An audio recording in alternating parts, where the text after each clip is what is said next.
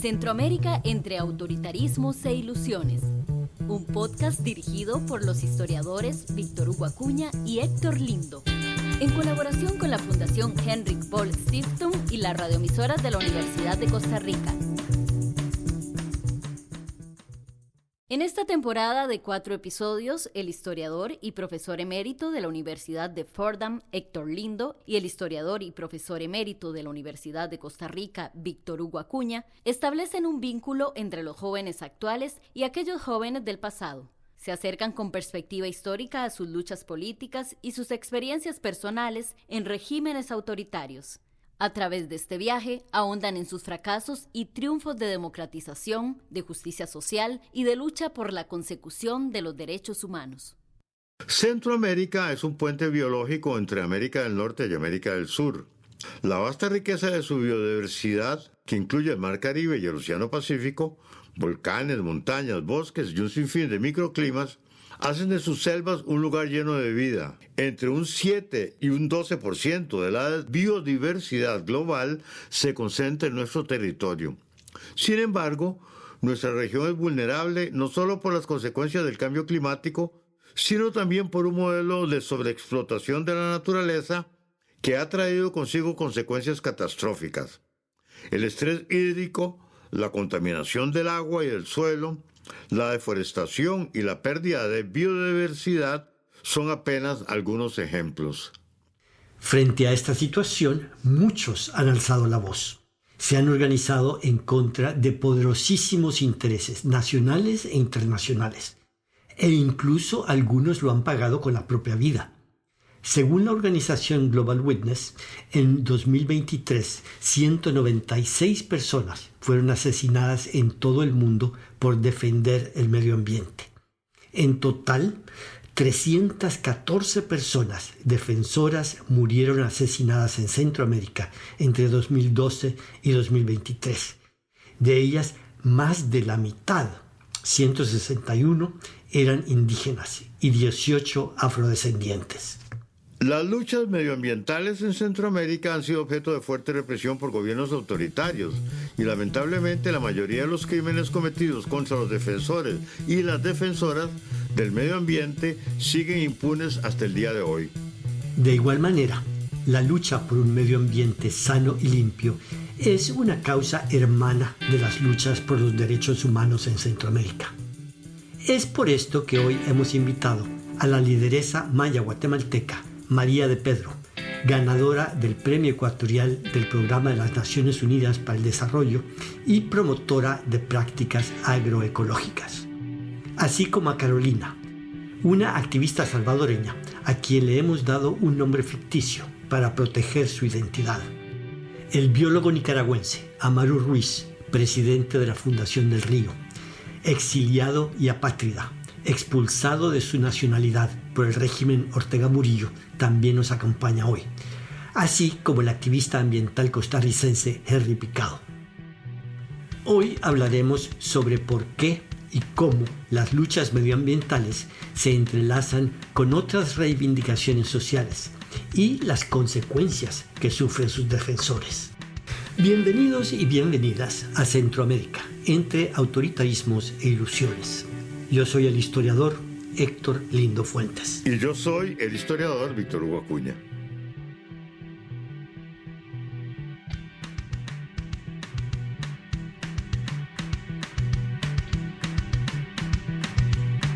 Capítulo 3.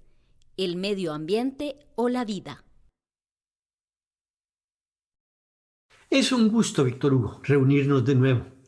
Quisiera recordarte que en el segundo episodio de esta serie, una de nuestras entrevistadas nos dijo que ser mujer en Centroamérica es estar en riesgo continuo.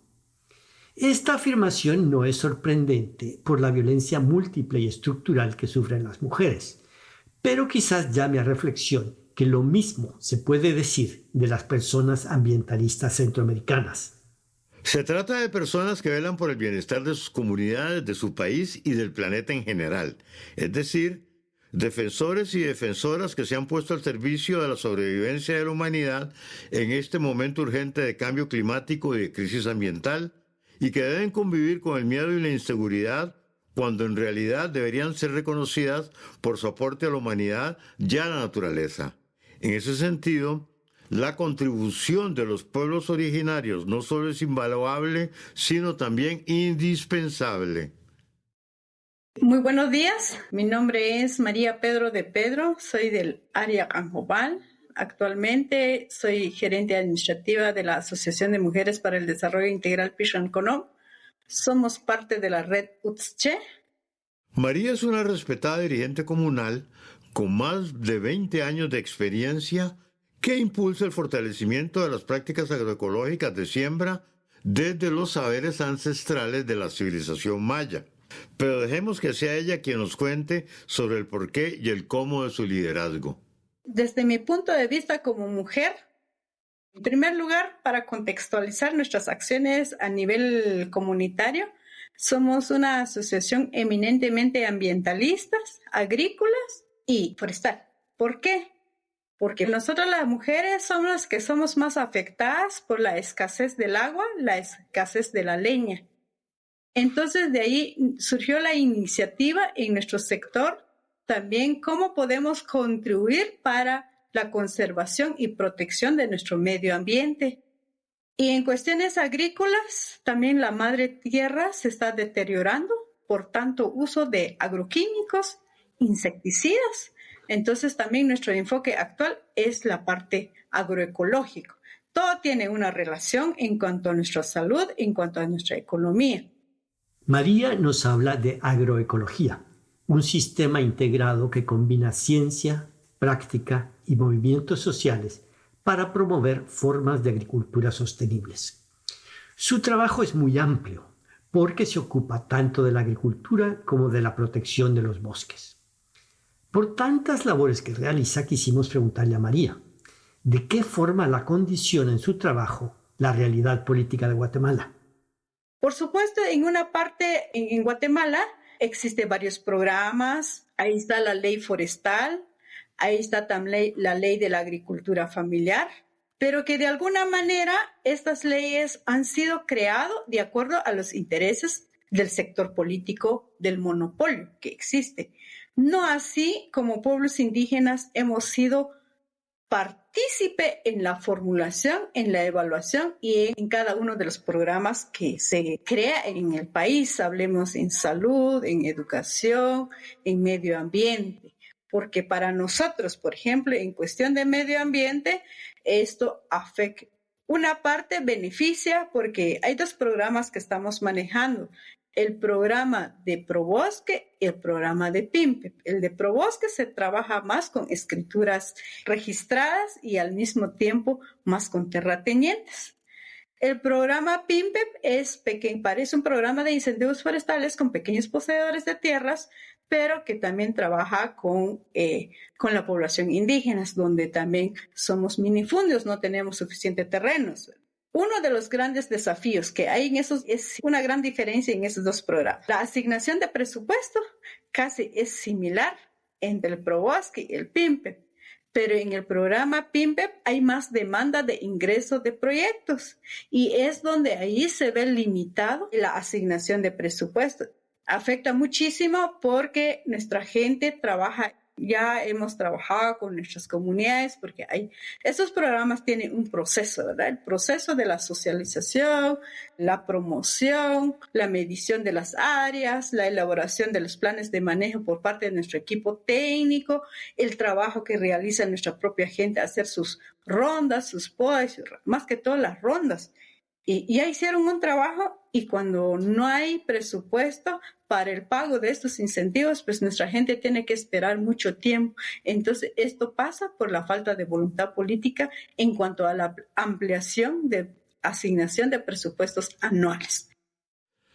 Así, la protección medioambiental promovida por las comunidades indígenas requiere un gobierno que la respalde de forma efectiva. Esas comunidades protegen directamente la naturaleza, pero además su economía, su agricultura en particular, busca estar en armonía con el ambiente y pretende garantizar el desarrollo familiar, la soberanía alimentaria y la salud. En la parte agrícola, quien vela por la economía familiar somos nosotras las mujeres.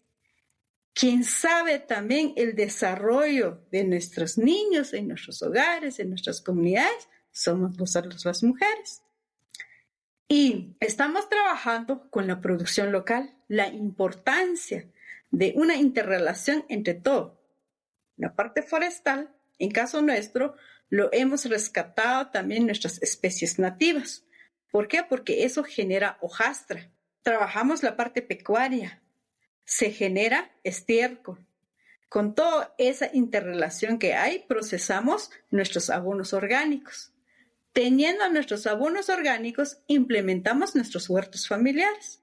Con nuestros huertos familiares es para tener una accesibilidad en cuanto a nuestra producción agrícola, la diversidad de nuestros productos, cerca de nuestra familia, cerca de nuestra casa, pero con la finalidad también contribuir en la reducción de la desnutrición que existe a nivel local, a nivel comunitario, a nivel familiar.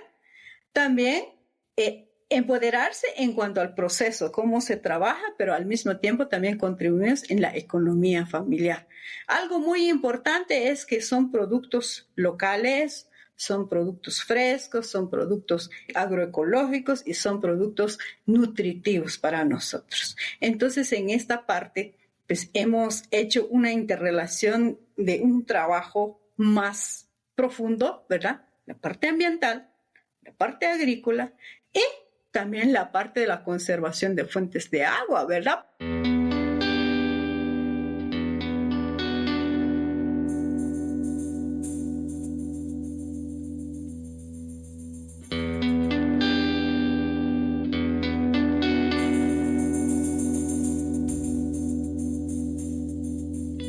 El trabajo de María como ambientalista implica un contacto directo con la naturaleza y con la tierra. Y en esto coincide con la labor de Carolina, a quien, como ya indicamos, le hemos dado un nombre ficticio para proteger su identidad. Soy parte de un espacio territorial que se llama Mesama, en una mesa. La lucha igual comenzó por la lucha del agua. Igualmente hay diferentes comités, organizaciones, juntas de agua en Mesama, que son aproximadamente como 22, incluida también organización de mujeres. Hace como 2 o 3 años formamos una red de jóvenes donde igual estamos en la lucha igual de cuidar y proteger la casa común, que es de todos. Para nosotros, personas de 70 años, Carolina es algo más que joven, y su juventud la ha volcado hacia un compromiso férreo por cuidar el agua en El Salvador, el país centroamericano que sufre mayor estrés hídrico. Hacemos monitoreo climático en el manglar. Monitoreamos cada mes el oxígeno, cómo está la salinidad, el pH, la profundidad del agua en la zona del ecosistema de manglar. Hacemos la medición de pozos, cuánta es la cantidad de agua que hay y el uso que se le da, digamos, a esa agua. Se hace el monitoreo climático en los diferentes municipios, donde medimos la cantidad de agua que cae, medimos la temperatura. Somos 24/7, casi todo el año lo hacemos, porque igual algunas veces hay sequía. Realizamos algunas acciones de restauración de manglar, reforestaciones que se hacen, ya sea de dulce o de salado. Algunas acciones de limpieza que se hacen en playas, en el manglar, porque hay bastante basura. Cuidamos y protegemos la biodiversidad, hacemos vigilancia comunitaria en el manglar, ya que hay muchas personas que no tienen esa sensibilización. Con los jóvenes hacemos algunos murales. También sensibilizamos, también hacemos incidencias. Tratamos la manera de hacer denuncias, digamos, ante las diferentes situaciones que las organizaciones estamos pasando, pero lo hacemos en conjunto. Además del trabajo de restauración del manglar y de limpieza de las playas, están luchando contra la explotación de la minería metálica en su país. En 2017, El Salvador, consumido por la contaminación de sus aguas, prohibió la minería metálica, por considerarla una industria destructiva para el medio ambiente y la salud pública. La prohibición incluyó las actividades de exploración, extracción, explotación y procesamiento, tanto a cielo abierto como subterráneo. Sin embargo, en 2024, el presidente salvadoreño Nayib Bukele calificó de absurda esta prohibición y se propuso reavivar la industria minera en el país, algo que preocupó a varios sectores ambientalistas. La minería en El Salvador nos afecta a todos porque contaminan el agua y hay mucha pérdida de biodiversidad. Es la zona de acá donde vivo yo, es zona costera. Entonces es un impacto, digamos, grande que si llegaran, digamos, a probar de nuevo la minería en El Salvador, sería bastante complicado porque perderíamos prácticamente nosotros nuestro trabajo, la forma de cuál, digamos, consumimos, digamos, comida como lo son los alimentos.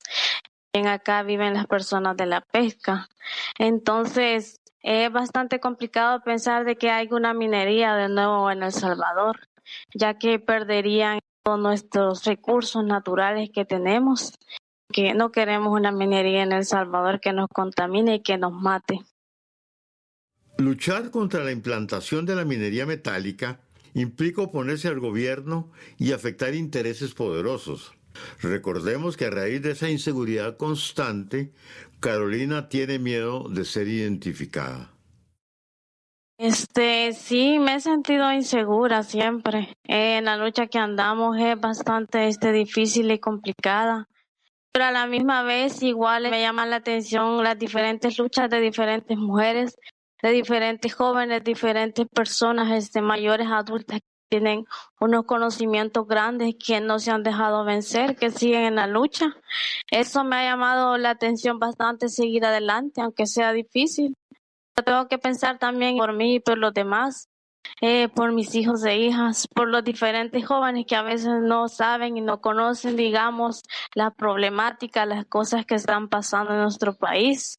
Es bastante difícil, pero llama la atención esas historias y seguir adelante, no desanimarme, a pesar de que a veces corro peligro yo y mi familia. He escuchado amenazas de diferentes personas, compañeros, compañeras, cercanas a mí, que no ha sido fácil, que han sido amenazadas directa e indirectamente, pero que a la misma vez los defensores tenemos que seguir adelante, no desanimarlos, luchar por nosotros y por las diferentes personas que igual están en esta lucha y luchar por ver un mejor, digamos, una mejor casa común, que es lo que queremos todas y todos los defensores. Para Carolina, el acoso por parte de las autoridades de gobierno que enfrentan las personas defensoras del ambiente es más que preocupante. La situación en El Salvador es algo bastante complicada, ya que para los defensores no es tan fácil, digamos, con lo del régimen y todo eso. Yo que en vez de estar a favor de nosotros, está en contra. Hace a veces complicado estar trabajando, digamos, porque constantes amenazas, violencia hacia los defensores, cosa que no debería ser así. Incluso se ha disminuido alguna participación, ya sea de jóvenes o personas defensoras, por miedo. Pero creo yo que es importante que cada uno de los defensores pueda animarse y pueda animar a otros defensores que se han quedado, que puedan unirse de nuevo a la lucha. Una pausa y volvemos.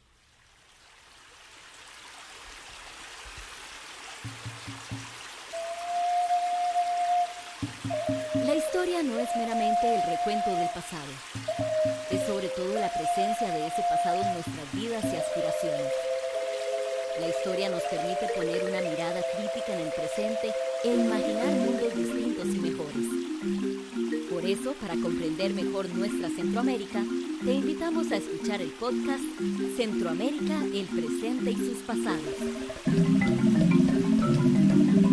Podés escucharlo en radios.cr.ac.cr y en cualquiera de tus plataformas digitales.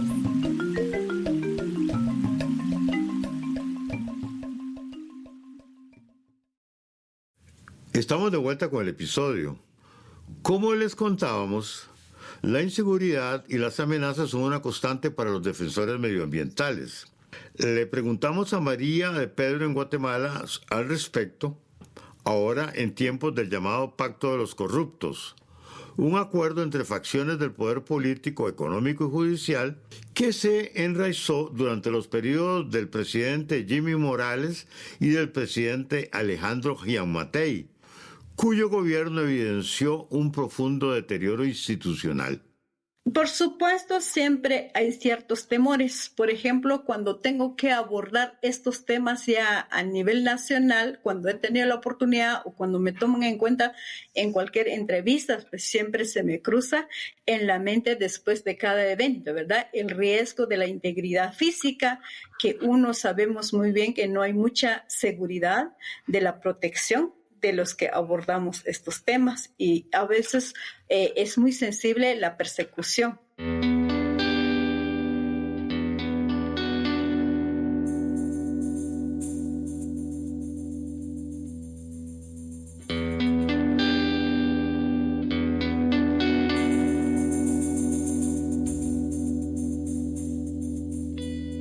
En Centroamérica, el caso extremo de persecución de las personas defensoras del ambiente es, por supuesto, el de Nicaragua.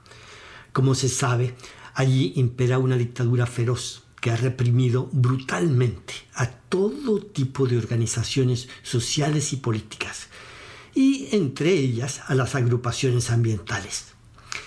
Tanto es así que ya no queda ninguna operando en el país. Paradójicamente, la raíz de todo esto fue cuando en 2018 la Reserva Biológica Indio Maíz, una de las más importantes de la región, comenzó a arder en llamas. La inacción del gobierno ante la catástrofe desembocó en unas impresionantes manifestaciones estudiantiles que fueron fuertemente reprimidas y se saldaron con muertos, exilio, encarcelamiento y persecución de cientos de miles de opositores. Amaru, nuestro próximo invitado, fue testigo y víctima de todo esto. Soy Amaru Ruiz, biólogo, presidente de Fundación del Río, nicaragüense, desnacionalizado en 2023. Estoy actualmente exiliado en Costa Rica. Yo soy un joven, tengo 35 años. Trabajo desde hace más de 15 años por los temas ambientales de mi país y lamentablemente por el trabajo que realizamos, por las denuncias que realizamos sobre un incendio en la Reserva Biológica Indio Maíz, tuve que salir exiliada hacia Costa Rica. Desde aquí continúo trabajando en función de la defensa y la conservación de los recursos naturales en nuestras áreas protegidas desde Costa Rica.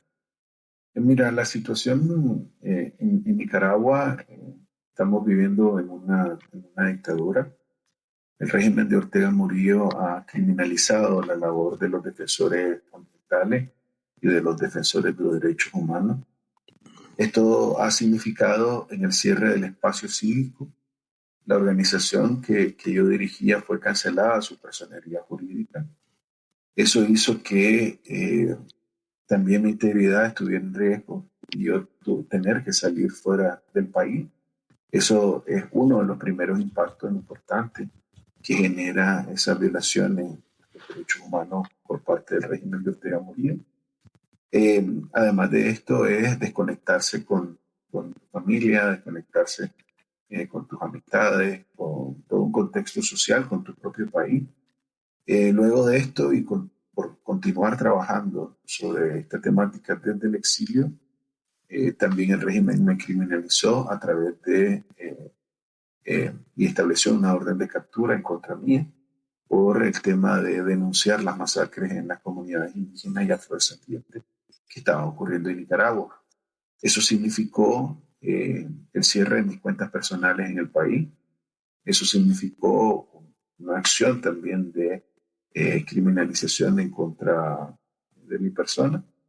Y en 2023 concretó estas violaciones quitándome la nacionalidad, que es que es un derecho universal, que además es como una cosa inalienable a nuestra identidad nicaragüense.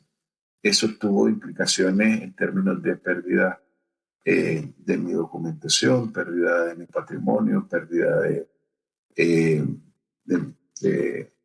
por ejemplo, del apellido de mi hijo, es decir, ya no existen los libros de registro en el país, es decir, no solo tiene un significado simbólico o un impacto simbólico, sino también de hechos prácticos que dificultan como ciudadano, por ejemplo, y no puedo sacar pasaporte nicaragüense. Entonces eso implica que no podría viajar con el pasaporte nicaragüense o no puedo renovar mi cédula de identidad. Entonces son hechos prácticos que generan, ¿no? Impacto a nivel personal por una lucha que nosotros hemos tenido como organización y como persona para la conservación de las áreas protegidas del país. En Nicaragua nadie puede opinar diferente, nadie puede sacar una bandera azul y blanco en las calles, que es la bandera nacional. Y esa situación hace que la situación política y social de Nicaragua en estos momentos sea de riesgo en función de la crisis que se ha mantenido y que aumenta cada vez más. Uno de los indicadores de esa crisis es la salida de más del 10% de la población nicaragüense en busca de mejores condiciones. La migración hacia Costa Rica y hacia Estados Unidos y España son bastante alarmantes en términos de la historia política del país. Nunca antes vista esa cantidad de migración hacia Estados Unidos, España y Costa Rica. Muchas personas sufren en estas condiciones de autoritarismo extremo. Según Amaru, 900,000 personas se han ido de Nicaragua por razones políticas o por motivos económicos, pero también padece la naturaleza, porque la dictadura promueve actividades económicas que la destruyen. Mira, este régimen ha demostrado estar de espalda a la conservación y protección de los bienes y servicios naturales que tenemos en el país. Uno de los indicadores más dramáticos es el tema de la deforestación. Nicaragua anda entre 150,000 y 170,000 hectáreas anuales de deforestación. Somos el país que más rápido se deforesta a nivel centroamericano y uno de los más rápidos que se deforesta a nivel mundial. No es donde más se deforesta, es donde más rápido se deforesta. Las tasas de deforestación andan en 4.2 a nivel mundial. Eso en otros territorios donde están los hotspots de deforestación. A nivel mundial, uno de ellos es Nicaragua.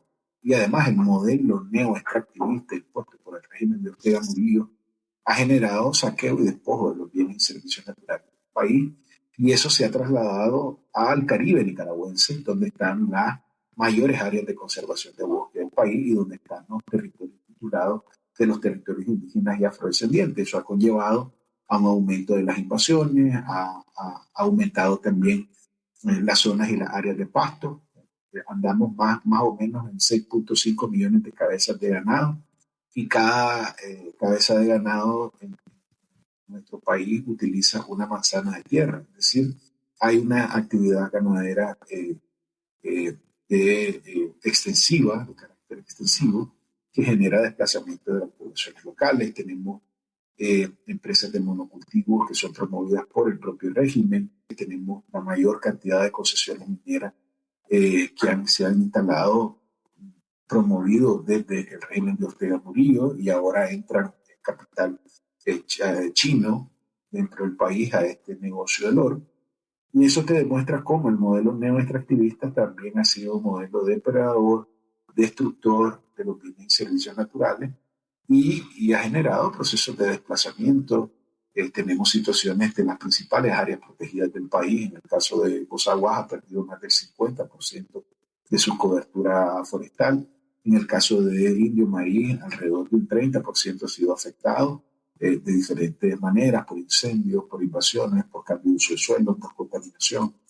Entonces son preocupaciones importantes en términos ambientales, porque el régimen ha decidido tener ingresos a través de estos negocios, de este modelo, para mantenerse en el poder. El régimen se mantiene en el poder hoy por hoy por los recursos económicos que todavía puede generar, ya sea a nivel de deuda, a nivel internacional, a nivel de proyectos extractivos o a nivel de actividades ilícitas que genera recursos liquidez. Como ya mencionamos, la metamorfosis del gobierno Ortega Murillo en un régimen despótico tuvo en su origen un conflicto ambiental, en el cual el activismo de los jóvenes tuvo un papel protagonista. Esto fue una muestra de que los problemas, las luchas y los conflictos en un país rara vez ocurren como hechos aislados. En Nicaragua, la lucha por el medio ambiente era también una lucha por la libertad y por la democracia. En el caso de las afectaciones que puede tener el ambiente sobre los jóvenes, yo creo que aquí hay que considerar algo fundamental. Primero, que la conciencia ambiental despertó en 2018 gracias a la participación de los chavalos y las chavalas en las protestas sociales y demandar públicamente a través de manifestaciones la actuación en el incendio de la Reserva Biológica de Maíz. Y evidentemente eso generó una conciencia ambiental. Yo creo que las nuevas generaciones tienen más conciencia de lo que es importante y es necesario para la estabilidad en el planeta, valoran más los espacios naturales y eso genera mayor conciencia en la población en general, pero ellos como pioneros en esta resurgir de la conciencia ambiental nicaragüense, pues obviamente se manifestaron y lograron eso. En 2013, el gobierno de Nicaragua entregó la concesión para la construcción de un canal interoceánico a la empresa privada china HKND. El canal, una obra faraónica de casi 300 kilómetros, amenazaba importantes áreas de selva virgen y la mayor reserva de agua dulce en Centroamérica, el lago de Nicaragua. El proyecto era de tal envergadura que a fuego lento se fueron cociendo los descontentos de diversos sectores que acabaron en movilizaciones en todo el país. El megaproyecto del canal interoceánico generó un descontento en las comunidades campesinas de toda la ruta canalera y eso generó las primeras movilizaciones. Las comunidades campesinas se movilizaron en más de 100 marchas constitucionarias que generaron una movilización social a nivel rural, que eso no estaba en la ecuación del régimen de Ortega Murillo.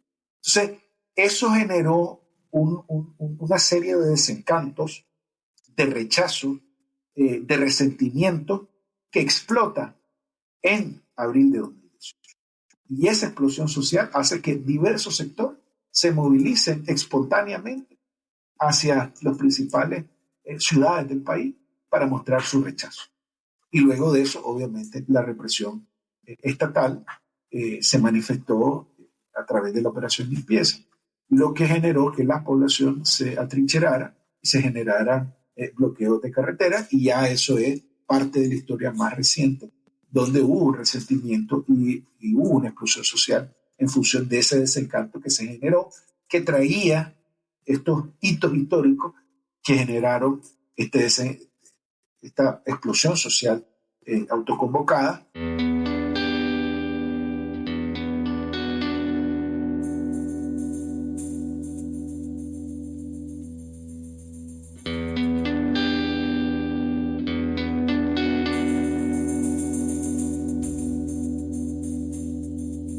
La oleada autoritaria global, que se manifiesta de manera más violenta o menos violenta en Centroamérica, también ha llegado a Costa Rica, país de larga trayectoria democrática y reconocido como pionero en el campo de la conservación natural. Escuchemos el diagnóstico de Henry Picado, líder ambientalista de este país.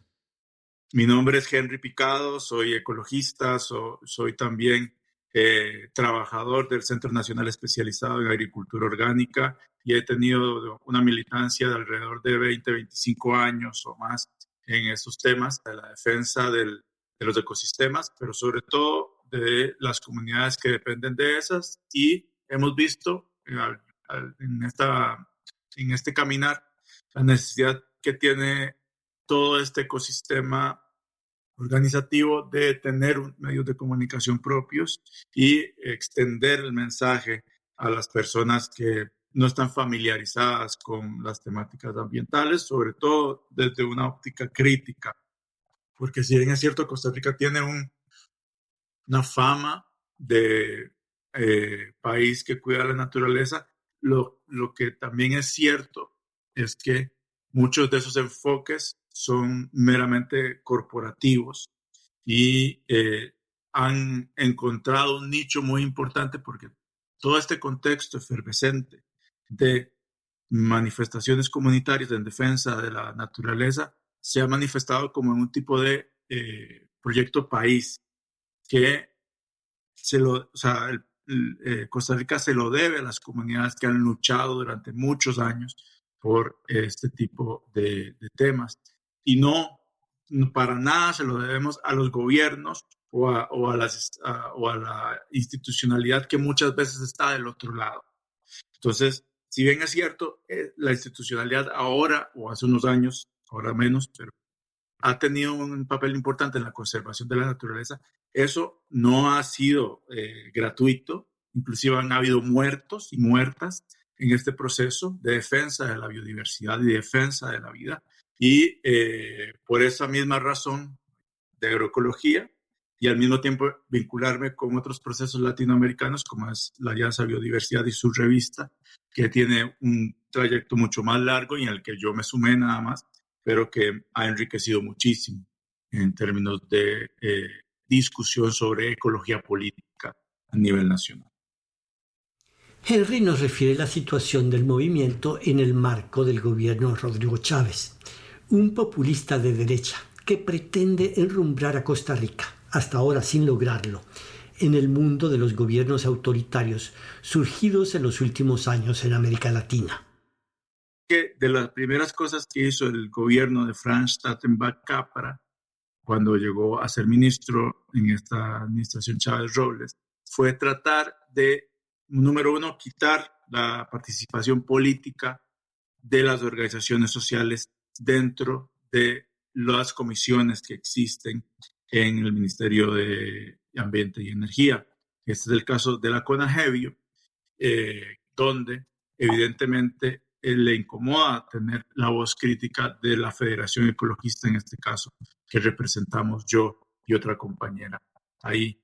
Este tema, digamos, esta manifestación se sumó además a un intento que se materializó de concentrar las direcciones jurídicas del Ministerio de Ambiente y Energía y en ese sentido tener todo el control de lo que se dice en términos oficiales desde el Ministerio de Energía. Y todas las comisiones y todos los departamentos y direcciones que tienen una expertise técnica se han visto silenciados y su papel ha sido opacado o boicoteado por parte de la dirección del Ministerio de Ambiente y Energía, como es el caso de la Dirección General de Gestión Ambiental, DIGECA, que se encarga, entre otras cosas, de decir cuáles son los impactos que tienen los plaguicidas que entran o no al país.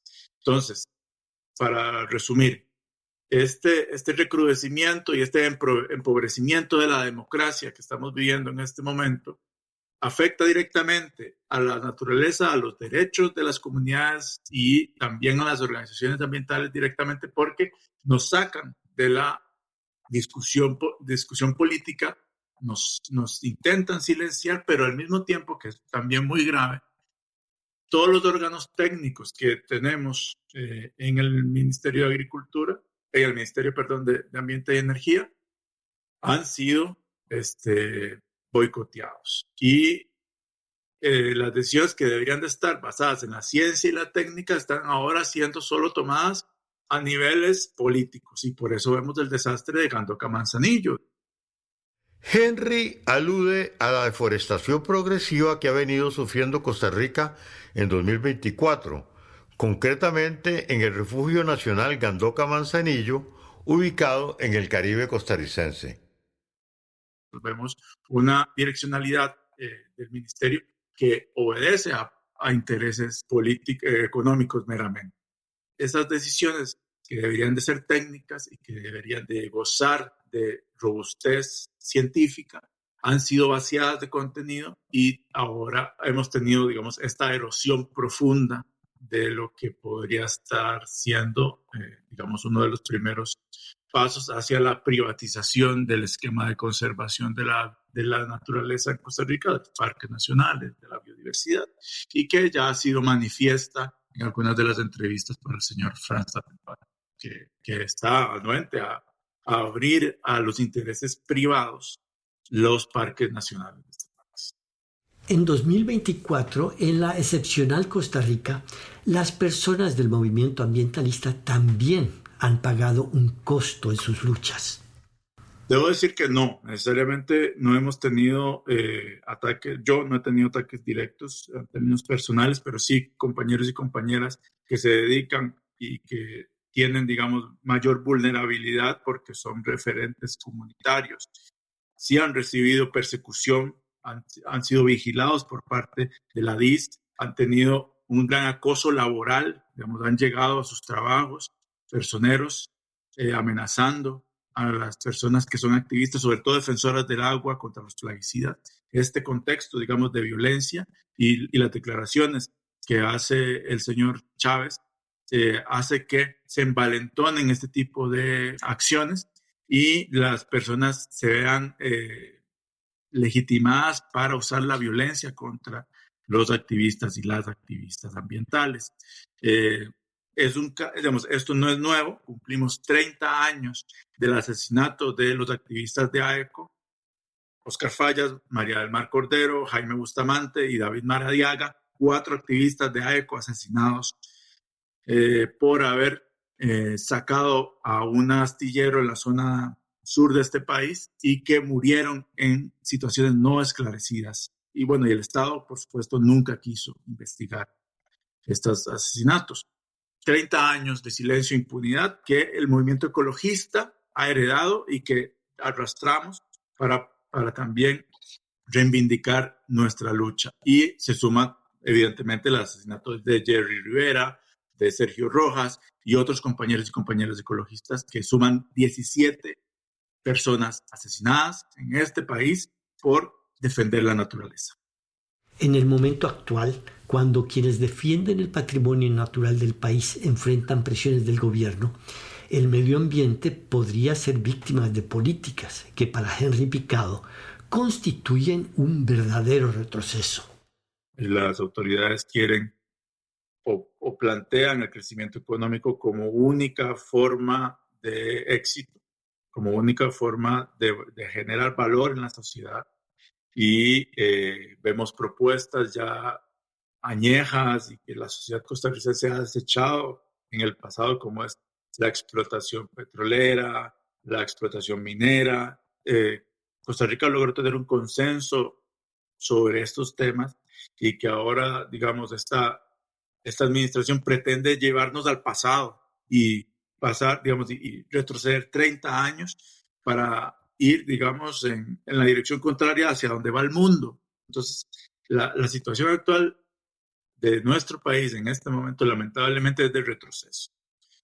En todas las materias, de materia de equidad social, en materia de fortalecimiento institucional y democrático, en materia ambiental, ni que se diga, digamos, estamos viviendo de las peores momentos en materia ambiental que ha estado el país sometido. Digamos, vivimos un proceso muy acelerado de gentrificación y al mismo tiempo empobrecimiento de las zonas rurales, digamos, y eso genera muchísima exclusión, sobre todo en las zonas costeras, pero además vivimos un proceso acelerado de erosión institucional de lo que se ha hecho durante más de 50 años para cuidar parques nacionales y áreas silvestres protegidas, y nos encaminan hacia la privatización de, nuevamente, los parques nacionales, pero también de la salud pública, de la educación.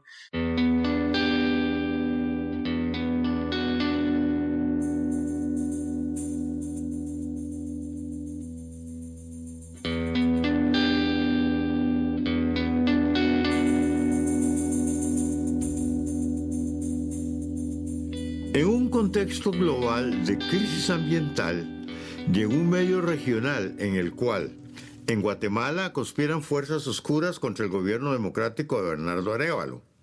En El Salvador, el régimen iliberal de Nayib Bukele goza de amplia popularidad. En Costa Rica se alzan amenazas contra su institucionalidad democrática y, en fin, un despotismo sin límites impera en Nicaragua, es decir, en condiciones muy adversas. Las personas entrevistadas reafirman su decisión de continuar en su tarea de defensa del medio ambiente, indispensable para la naturaleza y para quienes habitan Centroamérica. Así, para María de Pedro, el futuro que queremos, o sea, es el fortalecimiento de nuestros conocimientos ancestrales para conservar nuestras semillas nativas. 2, dejar en momentos dados algunos aspectos lo estamos dejando sistematizado. Y estos documentos también que nos sirven a nuestras nuevas generaciones para que conozcan los procesos que conlleva, por ejemplo, el uso de las plantas medicinales, las semillas nativas forestales y las semillas nativas agrícolas. 3, que no se pierda todas esas nuestras semillas, porque son conocimientos ancestrales milenarios, las cuales deben estar resguardadas y podríamos transmitir a nuestras nuevas generaciones. 4, pues también por el gobierno de Guatemala, debe haber, por eso decía, pues, si en Guatemala existe predominantemente pueblos indígenas, pues debemos ser parte de la formulación, la evaluación de los diferentes programas que existen en el país. Pero, sin embargo, estos programas, pues, son elaborados, implementados de acuerdo a los intereses de un mínimo sector, no de la población en sí. Entonces, para nosotros como pueblos indígenas es mantener esa riqueza. Y algo muy importante para nosotros como mujeres, es impactante la experiencia que yo tengo es en cuanto al rescate de las especies forestales nativas, porque uno, abunda más porque son plantas energéticas, ¿sí? Nos abunda más en la cocina para cocinar, nos genera más carbono, nos genera más hojastra, ¿verdad? Eso es lo especial, pero los grandes no lo van a ver. Los grandes miran lo que genera más, el volumen, la cantidad, el valor, ¿sí? Pero es más en lo económico. Lo nuestro, por supuesto, vemos la parte económica, pero también vemos más el valor esencial que nos da en nuestras propias vidas como mujeres, desde nuestras comunidades de origen, ¿sí? En esa parte, también la conservación, al tener todo ese proceso de las hojastras, eso también conserva la madre tierra, porque la madre tierra se está deteriorando cada vez más por tanto uso de agroquímicos, insecticidas. Estamos contribuyendo también de ir reduciendo esa cultura que se tiene. Y las consecuencias del cambio climático global, ¿quién lo está generando? No lo estamos generando como pueblos indígenas, lo está generando las grandes industrias, las grandes empresas, y por lo tanto, hasta cierto punto como que también nos ponen a trabajar, conservar, proteger los pulmones de Guatemala, mientras que no somos los que estamos dañando. Entonces nuestra propuesta como mujeres, ¿verdad?, que exista ese tipo de apoyos, pues, directo para nosotros, para el trabajo que estamos realizando. Y estos proyectos que estoy mencionando, estas acciones que estamos realizando en nuestras comunidades, no son apoyos de gobiernos, de entidades gubernamentales, son apoyos son fondos externos que nos han permitido llevar acciones de diferentes formas en nuestras comunidades. No es menor la determinación de Carolina en su lucha por preservar la naturaleza de su país. Nosotros estuviéramos, creo yo que hubiera gran biodiversidad, pero como estamos nosotros los humanos que no tenemos, digamos, concientización, la estamos matando. Entonces creo yo que es bastante importante cuidar esta casa común, que no solo es de uno, sino es de todas y todos. Y creo yo que lo más importante es que nos pongamos a pensar por un futuro como la queremos ver. Pues yo no la quiero ver destruida ni nada. Yo la quiero ver bonita y hermosa como Dios la dejó. ¿Sí? Escuchando las diferentes problemáticas de las diferentes comunidades. Y eso me llamó la atención a mí. Yo no quería ver contaminación, no quería ver destrucción, quería tener un mejor futuro. Y para eso tengo que luchar yo, hoy no mañana. En las condiciones de exilio y frente a un gobierno de corte totalitario, el nicaragüense Amaru Ruiz no deja de actuar como ambientalista y mantiene su esperanza firme de que la dictadura se derrumbará tarde o temprano. Y en el futuro, si hay un cambio político del país, yo quisiera contribuir a la transformación social y ambiental de mi país. Y eso es una cosa que lo tengo muy claro y por eso sigo desde el exilio trabajando y luchando por evidenciar los impactos ambientales. En algún momento, incluso con diálogos con sectores opositores, nosotros propusimos una agenda ambiental, una agenda que tiene los principales puntos ambientales que consideramos desde diversos sectores y diversos expertos en diversas materias ambientales, consideramos que debe de ser como uno de los actuares frente a un nuevo cambio político del país. Si eso ocurre, yo me veo en el futuro aportando a la transformación ambiental y de cómo se manejan sosteniblemente los recursos, cómo definimos y priorizamos las áreas protegidas, cómo definimos un ordenamiento territorial que contribuye a la sostenibilidad de nuestros bienes y servicios naturales, etc. Entonces, en el futuro creo que va a acabar la dictadura. Mientras no se acabe la dictadura, va a seguir los deterioros ambientales y los intereses económicos por encima de los intereses ambientales y sociales. Creo que evidentemente yo quiero contribuir a ese cambio. La experiencia histórica de protección ambiental de Costa Rica, hoy en riesgo, debe ser preservada porque ha demostrado su eficacia y también porque puede servir de referente para los otros países centroamericanos sometidos a la oleada autoritaria global. Así opina Henry Picado.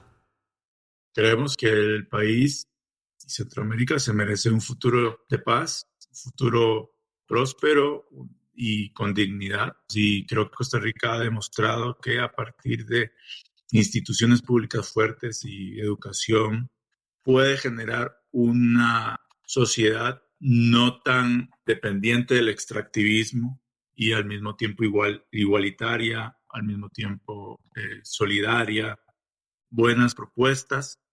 Esa sin duda, digamos, es la lucha en la que nos estamos enfocando todo el tiempo las organizaciones sociales, pero sobre todo las ecologistas, que no perdemos de vista también la necesidad del desarrollo de las comunidades y los individuos como tales. No pensamos que el cuidado de la naturaleza por sí solo sea la única cosa que se necesite, sino también necesitamos como sociedades florecer. Entonces, nuestra labor va vinculada a ese deber de crear sociedades ecológicamente, digamos, sostenibles y socialmente justas.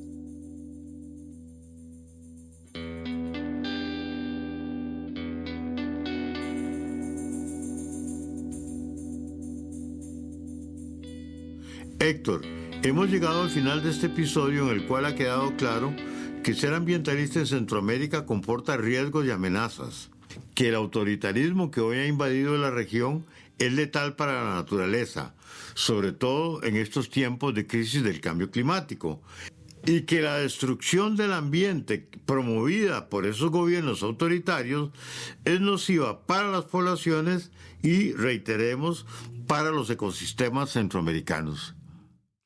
No hay duda, Víctor Hugo, pero también, gracias a nuestros invitados, ha quedado claro que la naturaleza tiene sólidos defensores entre mujeres y jóvenes de la región muy comprometidos con esa tarea. Esas personas, a pesar de la situación adversa presente, reafirman su compromiso con el trabajo que tienen a su cargo y proclaman su esperanza de que habrá un mejor futuro para la naturaleza y para las poblaciones de la región centroamericana. Formulemos los deseos para que ese nuevo punto de partida no tarde en llegar. Dirección y guión, Héctor Lindo y Víctor Hugo Acuña. Producción general y asistencia de guión, Sol Acuña. Música original, grabación, edición, mezcla y montaje, Bernardo Ruiz. Asistentes de grabación, Mariana Bolaños y Eduardo Rosales. Locuciones, Mariana Rivera y Gloriana Rodríguez. Este podcast ha sido producido gracias al apoyo de la Fundación Henrik Böll Centroamérica y radioemisoras UCR.